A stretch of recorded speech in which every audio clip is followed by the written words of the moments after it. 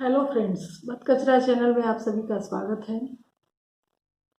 आज का हमारा टॉपिक रहेगा पश्चिम बंगाल, कश्मीर फाइल्स और रसिया यूक्रेन युद्ध। फ्रेंड्स, ये सारे जो भी हैं टॉपिक हमारे, उन सब के बारे में दिन भर आप लोग देख रहे हो, सुन रहे हो, जान रहे हो।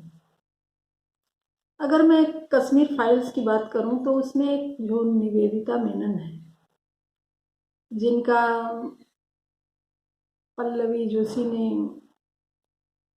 रोल किया हुआ है। मैं सोचती रह गई कश्मीर फाइल देख करके कि भाई हिंदुओं का नरसंहार तो इतिहास में भी बहुत बार हुआ, अभी भी हो रहा है। भाई ये बात अलग है कि इसके बारे में हम लोग जान नहीं रहे हैं। 1989-90 की घटना है, बहुत कुछ छुपाया गया था जो फिल्म के माध्यम से हम लोग को मालूम हुआ। निवेदिता मेनन के बारे में सोच सोच के मैं इतनी परेशान हुई कि वो लेडीज, इतनी पढ़ी लिखी महिला, हमारे ही देश में प्रोफेसर है, हमारे ही देश के कॉलेज में, और यहीं से वो तनख्वाह ले रही है और यहीं के बच्चों के मन में इतना नफरत फैला रही है। देश के टुकड़े होंगे इंशाअल्लाह इंशाअल्लाह नारा लगवा रही है। मैं सोच सोच के परेशान थी कि मेरे देश का क्या हो जहाँ ऐसे ऐसे लोग पल रहे हैं। और पश्चिम बंगाल की मैं बात करूं तो अगर कश्मीर फाइल्स की बात की जाए तो पश्चिम बंगाल में रोज नरसंहार हो रहे हैं, हिंदुओं के हो रहे हैं। अभी पिछली बार चुनाव के बाद इतना हुआ, और इस बार देखिए, वो तो इस बार जो घटना हुई है, 8-9 लोग जिंदा जले हुए हैं, घर में उनको बंद करके जला दिया गया। वो तो कहिए कि उसमें हिंदू मुसलमान ये दो तरह की बातें नहीं थी, उसमें एक ही विशेष समुदाय था और उन लोगों ने जला दिया। कोई नाम नहीं ले रहा है, कोई कुछ नहीं कर रहा है। राजनीतिक पार्टियां देश में राजनीति करने के लिए चुनाव लड़ती हैं, देश को चलाने के लिए चुनाव लड़ती हैं, और देश के बारे में, देश को बर्बादी के कगार पर ले जाने के लिए जहां बुरा होगा वहां बोलेंगे नहीं, बस एक पक्ष को लेके बोलना स्टार्ट करेंगे।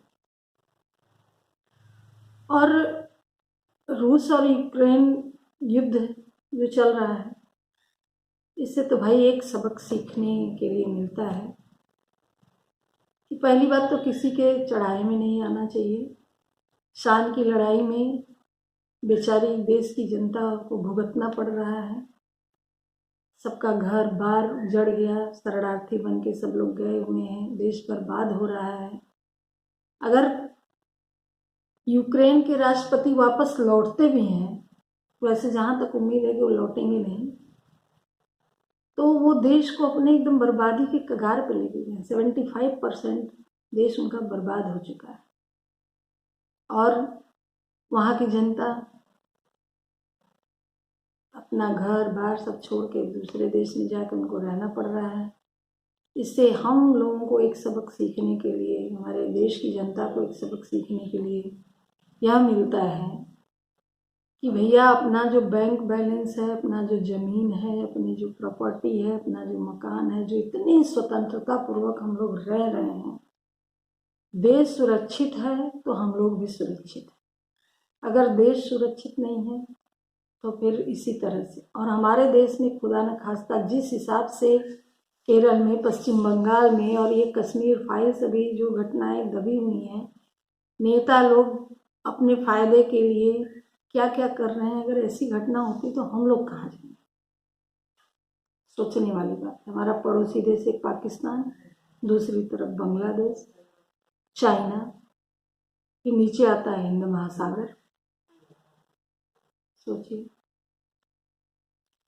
इसलिए मैंने थंबनेल अपने इस वीडियो का मेढक तौलना रखा हुआ है। मेढक का स्वभाव आप लोग जानते ही हैं कि वह उछलता रहता है इधर से उधर, इधर से उधर। उसी तरह से इस समय हमारे देश की पूरी जनता हो चुकी है।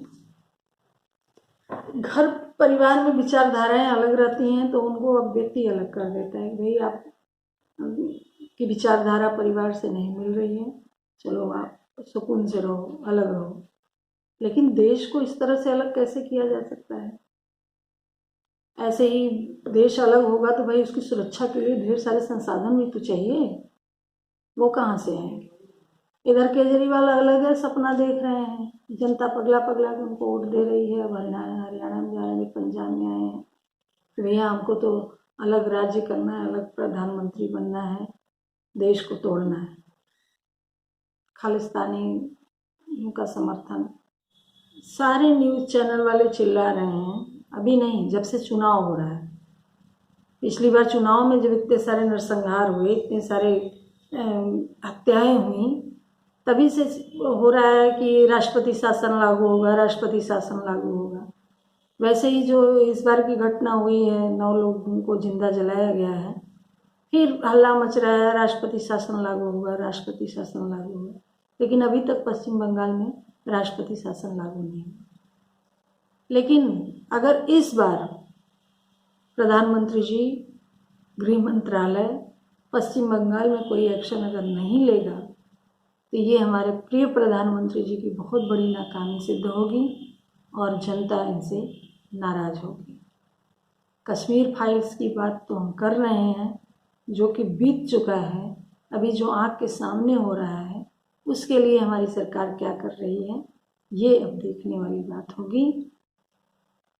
दोस्तों, मैं जो भी देखती हूँ सुनती हूँ उसी विषय पे मैं आप लोगों के साथ चर्चा करती हूँ। अगर मेरी बातें आप लोगों को पसंद आए तो हमारे वीडियो पर लाइक कीजिए और चैनल को सब्सक्राइब कीजिए। फिर मिलेंगे नेक्स्ट टॉपिक पर नेक्स्ट वीडियो में। धन्यवाद। जय हिंद।